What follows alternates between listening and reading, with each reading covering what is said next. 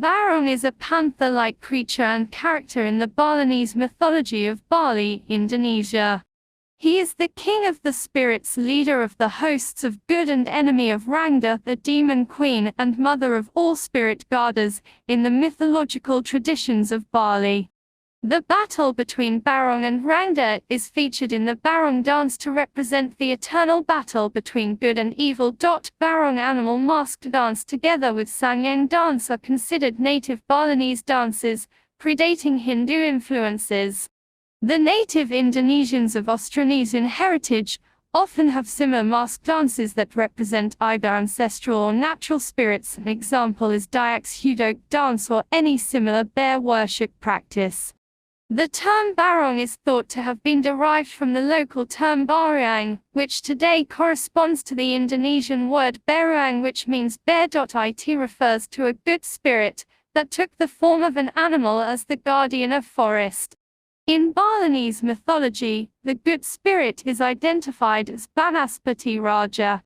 Banaspati Raja is the fourth brother or spirit child that accompanies a child throughout their life, which is a similar concept to guardian angels. Banaspati Raja is the spirit which animates Barong. A protector spirit, he is often represented as a lion. The Barong is often portrayed accompanied by two monkeys. Barong is portrayed as a lion with a red head covered in white thick fur, and wearing gilded jewelry adorned with pieces of mirrors. The shape of lion Barong is somewhat similar to a Pekingese dog. The origins of the Barong are far back in time and quite uncertain. Its origins could be from animist worship before Hinduism appeared, when villagers still believed in the supernatural protective power of animals. Rangda is Barong's opposite. While Barong represents good, Rangda represents evil. Rangda is known as a demon queen, the incarnation of Kalonarang the legendary, witch that wreaked havoc in ancient Java during the reign of Airlangga in the 10th century. It is said that Kalonarang was a widow who had mastered the art of black magic, who often damaged farmers' crops and caused disease to come. She had a girl named Ratna Mangali, who, though beautiful, could not get a husband because people were afraid of her mother. Because of the difficulties faced by her daughter, Kalonarang was angry and she intended to take revenge by kidnapping a young girl. She brought the girl to a temple to be sacrificed to the goddess Durga.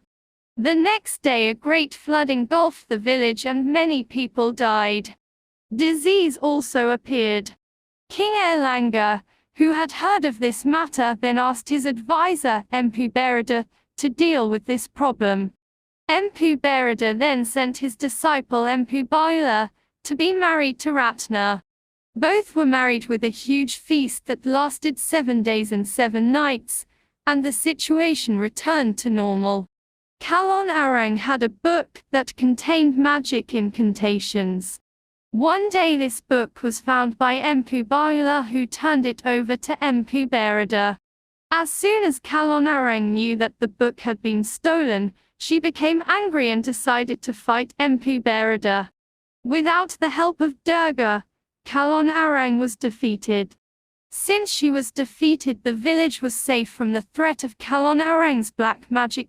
Another version holds that Rangda was actually linked to historical Queen Mandre-Datta or Napriyada Mapatni, a Javanese princess, sister of Dharmawangsa of East Javanese Ishana dynasty of late Mataram kingdom period. She was the queen consort of Balinese King Udayana and Airlangga's own mother. Mandre-Datta is known for her devotion to the worship of Durga in Bali. The story goes that Mandre-Datta, the mother of Airlangga, was condemned by Airlangga's father because she practiced black magic. After she became a widow, Rangda in Old Javanese means widow, hurt and humiliated, she sought revenge upon her ex-husband's court and the whole of his kingdom. She summoned all the evil spirits in the jungle, the yaks and the demons that caused plague and death in the kingdom. Airlangga had to face his own mother to save the kingdom.